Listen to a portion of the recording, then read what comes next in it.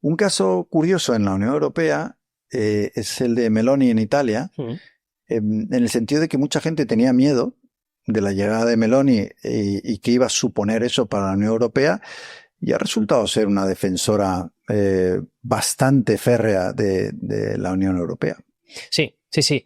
Para empezar, un caso muy curioso porque ella cuando llega creo que fue octubre de 2022, aunque ya desde la pandemia fallan mucho las fechas, cuando llega es un caso curioso porque una fuerza que viene con la etiqueta muy marcada además de ultraderecha se posiciona contra Rusia, se posiciona a favor... Desde el principio, sí. Se posiciona a favor de Ucrania y se posiciona a favor de la OTAN. Claro, esto choca mucho con otras fuerzas muy fuertes de ultraderecha, como puede ser el partido de Geert Wilders, de La Libertad, el PVV, de Países Bajos. Eso ya marcó, en mi opinión, un poco el decir, parece que esta mujer, esta figura política, viene a romper un poco estos moldes. Y bueno, ha seguido con ello adelante. De hecho, yo creo que lo más llamativo de Meloni ahora mismo es el tema migratorio, el llamado modelo Meloni, que parece que la Unión Europea va camino de querer implementar. Así que, sin lugar a duda, Meloni yo creo que es una de las grandes figuras de poder en la Unión Europea ahora mismo y una en la que habrá que fijarse, porque también la etiqueta de ultraderecha ha cambiado mucho, se ha moldeado bastante por su postura en ciertas políticas de la Unión Europea. Sí, de hecho tiene una posición curiosa porque tiene, como dices tú, un peso importante en la Unión Europea y una buena comunicación con Donald Trump en Estados Unidos, ¿no? Es un enlace también ahí que podría, aunque no está saliendo muy bien esto, el intentar suavizar un poco las posturas de Trump con respecto a Europa, ¿no? Que a mí me chocan porque a veces me parece que son más agresivas hacia Europa, el aliado tradicional estadounidense, que hacia la Rusia de Putin, que ha sido tradicionalmente un adversario de Estados Unidos, ¿no? Sí. Y ahí, no sé, Meloni me da la sensación de que puede jugar un papel, ¿no? Y por cierto, sigue siendo popular en Italia. ¿Cómo puede afectar el hecho de que más partidos a la derecha de la derecha, es decir, de extrema derecha, suban en las encuestas, o que en Francia, por ejemplo, Le Pen consiga el poder? Hay claramente un giro de la Unión Europea a la derecha. Sí. O sea, Sánchez es casi una excepción, uno de los pocos que quedan de la izquierda. ¿Y esto, de qué manera tú crees que puede afectar al funcionamiento de Europa? A ver, yo creo que ya desde las últimas elecciones europeas de verano 2024 claramente se ha visto un cambio. Todo lo que se metió de acelerón, digamos, en políticas verdes sobre todo, se está frenando y se está tirando para atrás. Muchas regulaciones en campo de innovación, protección de datos, que se metió mucha caña, se están tirando para atrás. También porque se ha visto, a través del informe Draghi, que es que algunas no han funcionado. O sea, sí, los hechos están ahí. Pero sí que es verdad que la Unión Europea, y también el tema migratorio, que ahora el modelo Meloni... se está endureciendo la política migratoria, siguiendo un poco el ejemplo de Meloni. Sí, y se están intentando llegar a las costuras legales. De hecho, España se ha quedado un poco sola en esto, sí, queriendo una apertura mayor o mantener la situación como está, ¿no? Sí, sí, sí. Entonces, el tema migratorio, como te decía también, porque lo que se pretende ahora es intentar explorar la posibilidad de hacer centros de acogida, asilo, detención, retención, como se quiera llamar, en países terceros, es decir, países de fuera de la Unión Europea. Y el caso de Meloni lo que intenta es con Albania directamente. Lo que pasa que luego la propia justicia italiana lo tiró para atrás, puesto que, claro, para allá quieren enviar a migrantes de origen de países que fueran considerados seguros. Ejemplo, Egipto y Bangladesh, que son los casos concretos. Lo que pasa que la justicia italiana consideró que no eran seguros esos países, puesto que si no son seguros en todo su territorio, no se pueden considerar seguros. Este caso se elevó al TJUE y el tema está ahí bloqueado. Por eso hay que ver si la Unión Europea avance hacia ese modelo o no, pero sí que es evidente que hay un giro hacia la derecha conservadora y concretamente ultraconservadora. Y que se va a notar en las políticas de los próximos años, claro, claramente, ¿no? Sí, sí. De hecho, el otro día los alemanes ya estaban anunciando que esta prohibición de los motores diésel para los coches, bueno, oye, la vamos a retrasar. Es decir, lo que decías tú de las políticas medioambientales, migratorias, bueno, hay una tendencia claramente hacia políticas más conservadoras, más de derechas, que en los próximos años me imagino que va a transformar a Europa en ese sentido, ¿no? Sí, y también aquí te quería dar un dato que lo estaba buscando porque justo es que lo vi hace poco. Dave Keating, un corresponsal espectacular de la UE allí en Bruselas, que de hecho es un periodista estadounidense, puso un gráfico muy guay que en 2015 los gobiernos que estuvieran a favor del movimiento MAGA, Make America Great Again, eran 6 en Europa, no la Unión Europea, en Europa. Sí. A día de hoy, 2025, son 11 gobiernos, pero no se queda ahí. O sea, no se lo han pasado de 6 a 11, sino que hay 8 partidos con esa ideología liderando las encuestas en sus países, ejemplos de Francia, Alemania, el Reino Unido, y esto no solo va a tener implicaciones para el tema de las políticas en la Unión Europea, sino también para estos países, o sea, estos partidos que ya gobiernan o que pueden gobernar fácilmente en cuestión de meses, años, y que tienen agendas favorables a Estados Unidos, van a ayudar a implementar esa agenda de subordinación total que ahora ha propuesto Donald Trump y de manera mediática Elon Musk.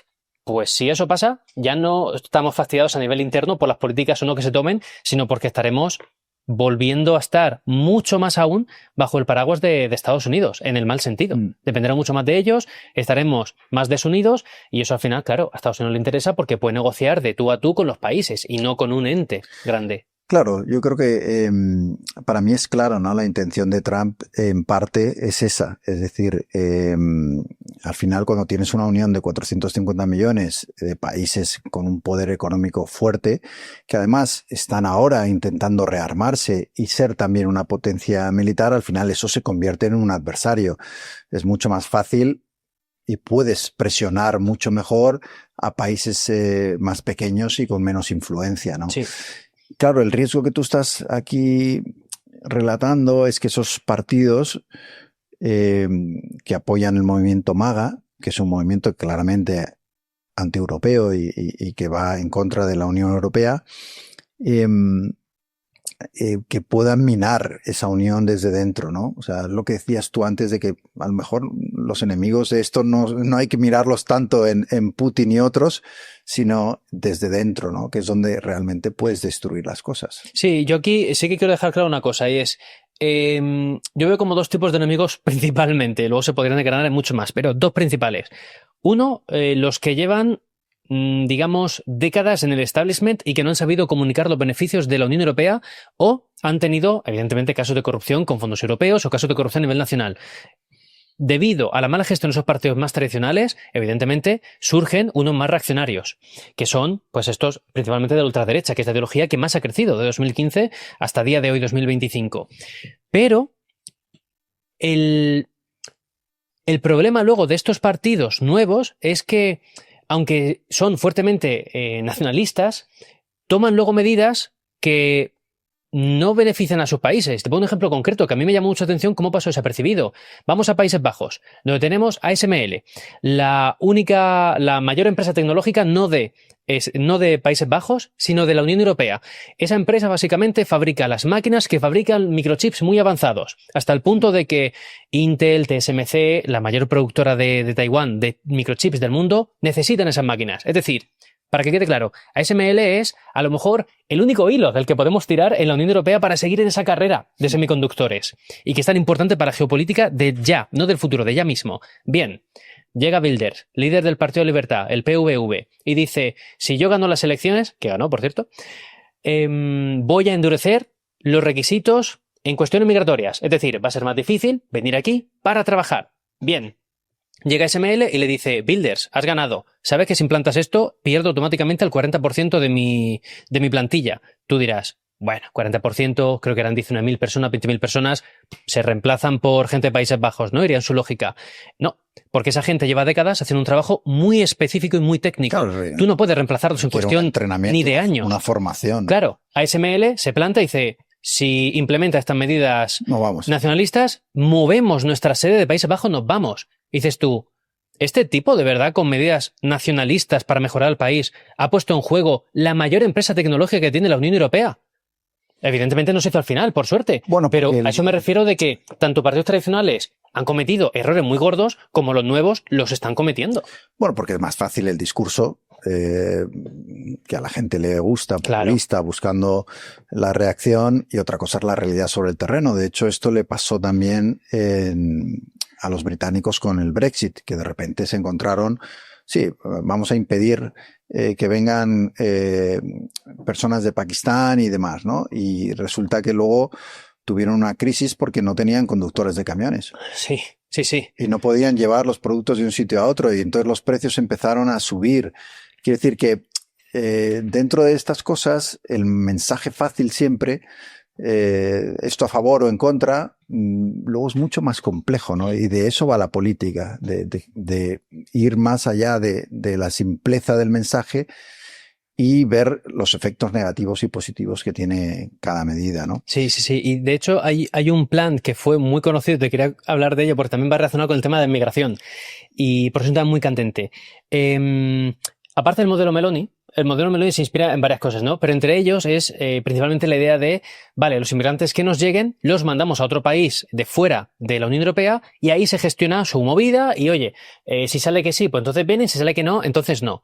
El Reino Unido, bajo el gobierno de Sunak, 2020-2023, pone en marcha el Plan Ruanda. El Plan Ruanda, básicamente, los inmigrantes que lleguen nunca podrán entrar al Reino Unido, se van directamente a Ruanda. Oye, pero si en Ruanda se gestiona su asilo y les dan el ok, se quedan en Ruanda, un país tremendamente seguro por nadie, o sea, confirmado por nadie. Bien, dices tú, pero imagínate que yo soy fuertemente nacionalista, estoy muy en contra de la inmigración y me he comido toda la narrativa de Sunak en ese momento, de Farage ahora. Ok, vale, ¿a cuánto te sale el plan? Datos de la auditoría del Parlamento británico, que yo lo vi y dije, ¿hasta qué punto está dispuestos los británicos a pagar esto? Cada billete, bueno, para empezar le pagaron 340 millones a Ruanda, que eso dices tú, bueno, a lo mejor lo vemos como una inversión, ¿no? Vale, vamos a seguir en eso. Cada billete de inmigrante deportado a Ruanda era 13.000 euros, cada billete. También, una vez que estuvieran allí, se le dan ayudas para que se pueda mantener, Ruanda no lo va a poner, 23.000 euros por cabeza. Ya, vamos sumando.